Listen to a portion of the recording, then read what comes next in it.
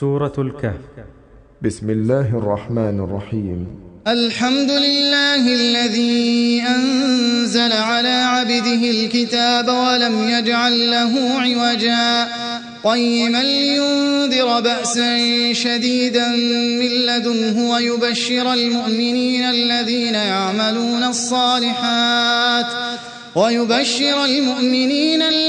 يعملون الصالحات أن لهم أجرا حسنا ماكثين فيه أبدا وينذر الذين قالوا اتخذ الله ولدا ما لهم به من علم ولا لآبائهم كبرت كلمة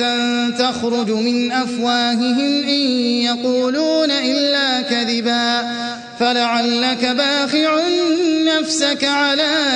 آثارهم إن لم يؤمنوا بهذا الحديث أسفا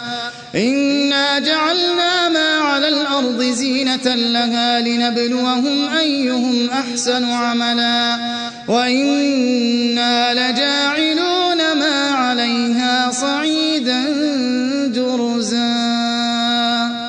أم حسبت أن أصحاب الكهف والرقيم كانوا من آياتنا عجبا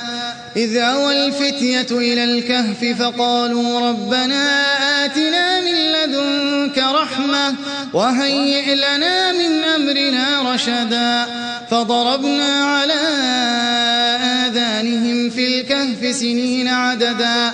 ثم بعثناهم لنعلم أي الحزبين أحصى لما لبثوا أمدا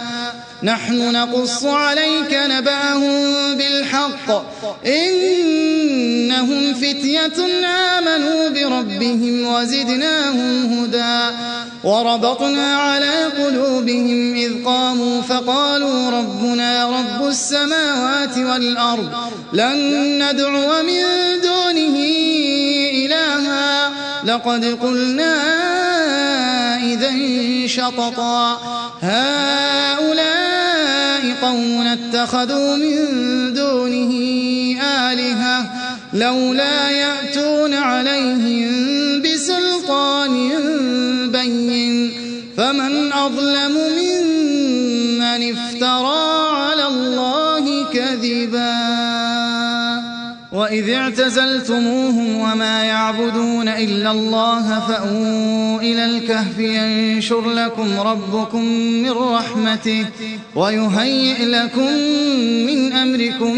مرفقا وترى الشمس إذا طلعت تزاور عن كهفهم ذات اليمين وإذا غربت تقرضهم ذات الشمال وهم في فجوة منه ذلك من آيات الله من يهد الله فهو المهتد ومن يضلل فلن تجد له وليا مرشدا وتحسبهم أيقاظا وهم رقود ونقلبهم ذات اليمين وذات الشمال وكلبهم باسط ذراعيه بالوصيد لو اطلعت عليهم لوليت منهم فرارا ولملئت منهم رعبا وكذلك بعثناهم ليتساءلوا بينهم قال قائل منهم كم لبثتم قالوا لبثنا يوما أو بعض يوم قالوا ربكم أعلم بما لبثتم فابعثوا أحدكم بورقكم هذه إلى المدينة فلينظر أيها أزكى طعاما فليأتكم برزق منه وليتلطف ولا يشعرن بكم أحدا إنهم إن يظهروا عليكم يرجموكم أو يعيدوكم في ملتهم ولن تفلحوا إذن أبدا وكذلك أعثرنا عليهم ليعلموا أن وعد الله حق وأن الساعة لا ريب فيها إذ يتنازعون بينهم أمرهم فقالوا ابنوا عليهم بنيانا ربهم أعلم بهم قال الذين غلبوا على أمرهم لنتخذن عليهم مسجدا سيقولون 3 رابعهم كلبهم ويقولون 5 سادسهم كلبهم رجما بالغيب ويقولون 7 وثامنهم كلبهم قل ربي أعلم بعدتهم ما يعلمهم إلا قليل فلا تمار فيهم إلا مراء ظاهرا ولا تستفت فيهم منهم أحدا ولا تقولن لشيء إني فاعل ذلك غدا إلا أن يشاء الله واذكر ربك إذا نسيت وقل عسى أن يهديني ربي لأقرب من هذا رشدا ولبثوا في كهفهم 300 سنين وازدادوا 9 قل الله أعلم بما لبثوا له غيب السماوات والأرض أبصر به وأسمع ما لهم من دونه من ولي ولا يشرك في حكمه أحدا واتل ما أوحي إليك من كتاب ربك لا مبدل لكلماته ولن تجد من دونه ملتحدا واصبر نفسك مع الذين يدعون ربهم بالغداة والعشي يريدون وجهه ولا تعد عيناك عنهم تريد زينة الحياة الدنيا ولا تطع من أغفلنا قلبه عن ذكرنا واتبع هواه وكان أمره فرطا وقل الحق من ربكم فمن شاء فليؤمن ومن شاء فليكفر إنا أعتدنا للظالمين نارا أحاط بهم سرادقها وإن يستغيثوا يغاثوا بماء كالمهل يشوي الوجوه بئس الشراب وساءت مرتفقا إن الذين آمنوا وعملوا الصالحات إنا لا نضيع أجر من أحسن عملا أولئك لهم جنات عدن تجري من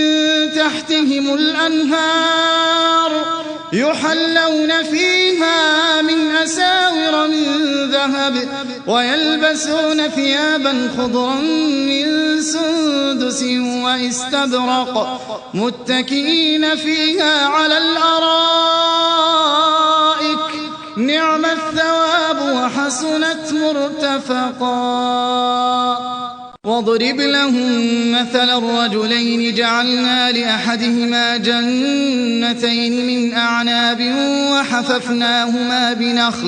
وحففناهما بنخل وجعلنا بينهما زرعا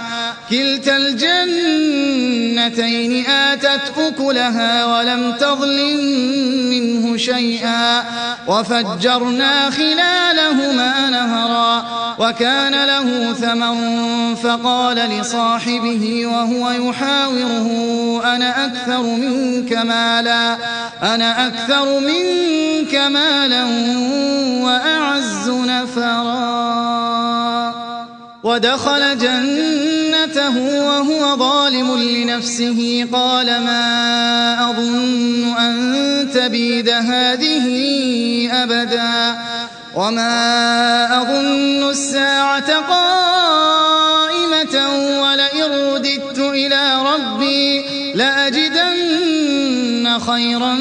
منها منقلبا قال له صاحبه وهو يحاوره أكفرت بالذي خلقك من تراب ثم من نطفة ثم سواك رجلا لكن هو الله ربي ولا أشرك بربي أحدا ولولا إذ دخلت جنتك قلت ما شاء الله لا قوة إلا بالله إن ترني أنا أقل منك مالا وولدا فعسى ربي أن يؤتيني خيرا من جنتك ويرسل عليها حسبانا من السماء فتصبح صعيدا زلقا أو يصبح ماؤها غورا فلن تستطيع له طلبا وأحيط بثمره فأصبح يقلب كفيه على ما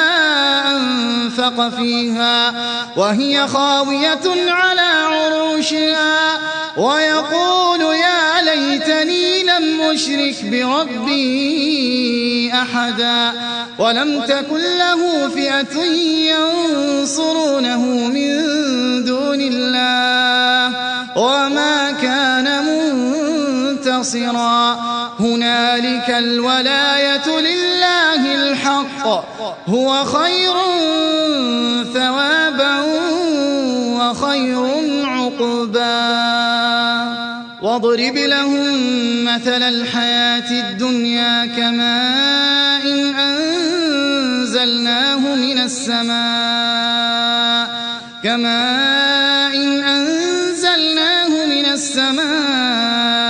فاختلط به نبات الأرض فأصبح هشيما تذروه الرياح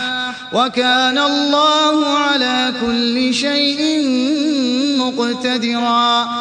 المال والبنون زينة الحياة الدنيا والباقيات الصالحات خير عند ربك ثوابا وخير أملا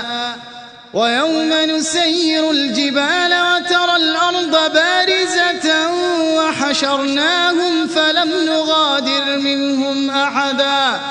وعرضوا على ربك صفا لقد جئتمونا كما خلقناكم أول مرة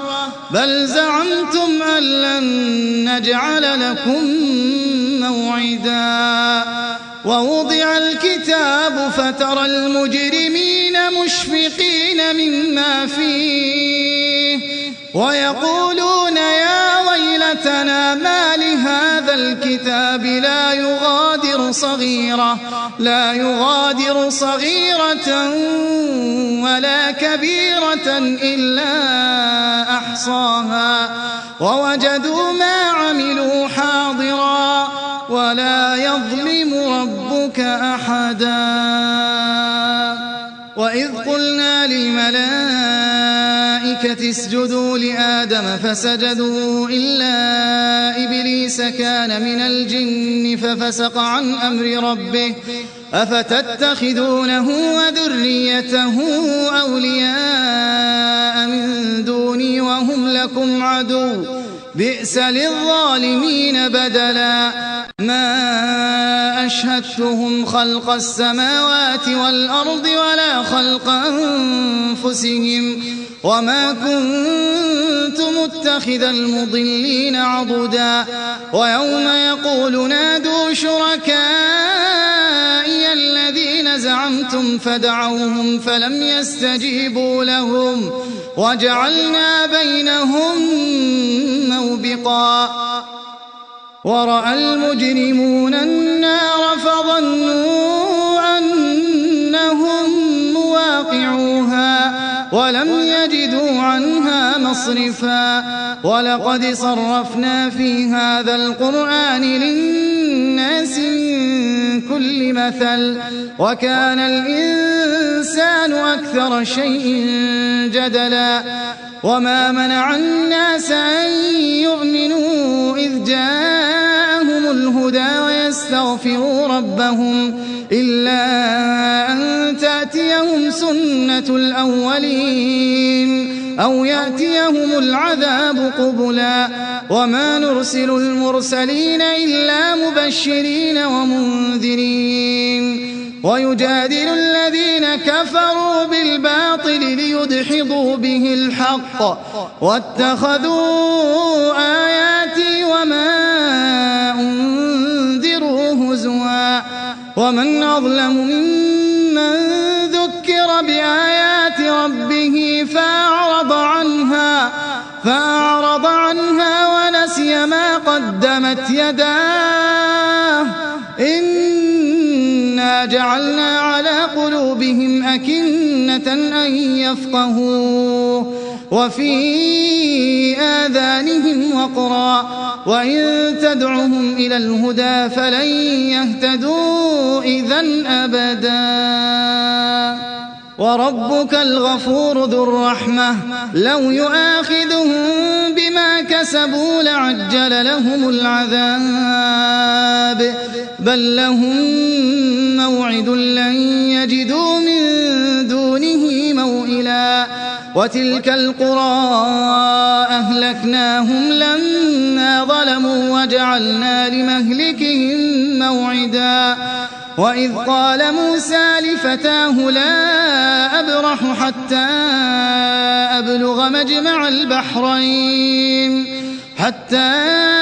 أبلغ مجمع البحرين أو أمضي حقبا فلما بلغا مجمع بينهما نسيا حوتهما فاتخذ سبيله في البحر سربا فلما جاوزا قال لفتاه آتنا غداءنا لقد لقينا من سفرنا هذا نصبا قال أرأيت إذ أوينا إلى الصخرة فإني نسيت الحوت وما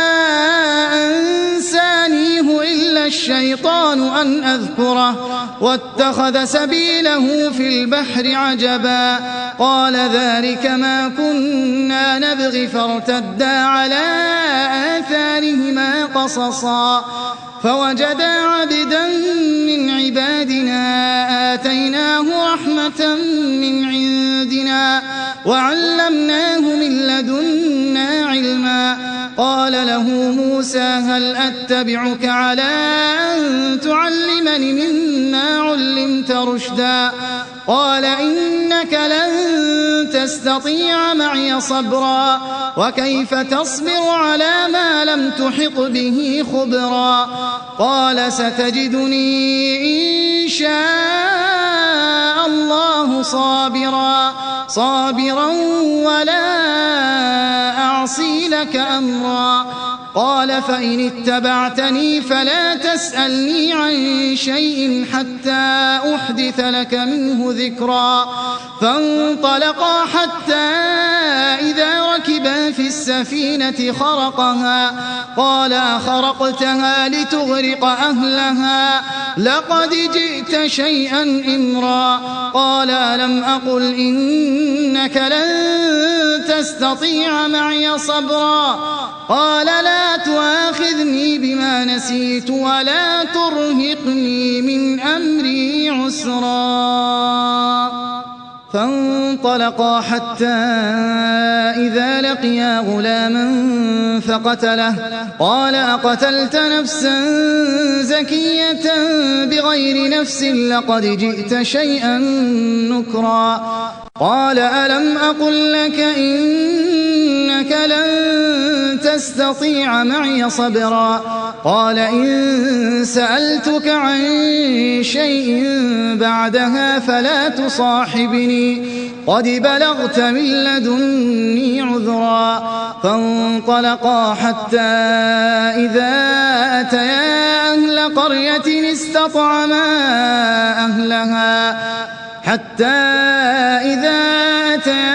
أهل قرية استطعما أهلها فأبوا أن فوجدا فيها جدارا يريد أن ينقض فأقامه قال لو شئت لاتخذت عليه أجرا قال هذا فراق بيني وبينك سأنبئك بتأويل ما لم تستطع عليه صبرا أما السفينة فكانت لمساكين يعملون في البحر فأردت أن أعيبها وكان وراءهم ملك يأخذ كل سفينة غصبا وأما الغلام فكان أبواه مؤمنين فخشينا أن يرهقهما طغيانا وكفرا فأردنا أن يبدلهما ربهما خيرا منه زكاة وأقرب رحما وأما الجدار فكان لغلامين يتيمين في المدينة وكان تحته كنز لهما وكان أبوهما صالحا فأراد ربك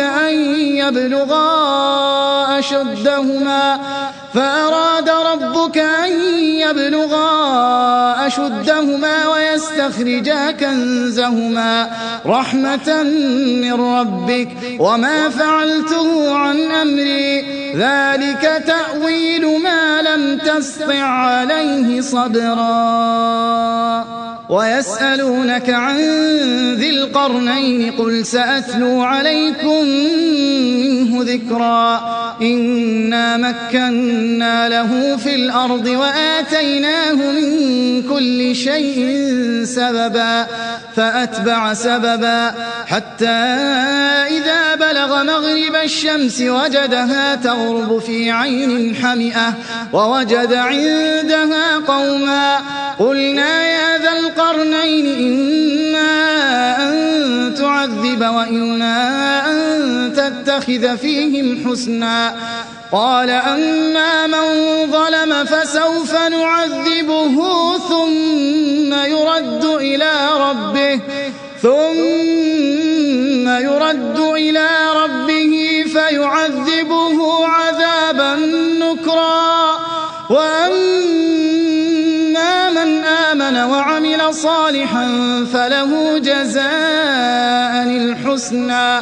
وسنقول له من أمرنا يسرا ثم أتبع سببا حتى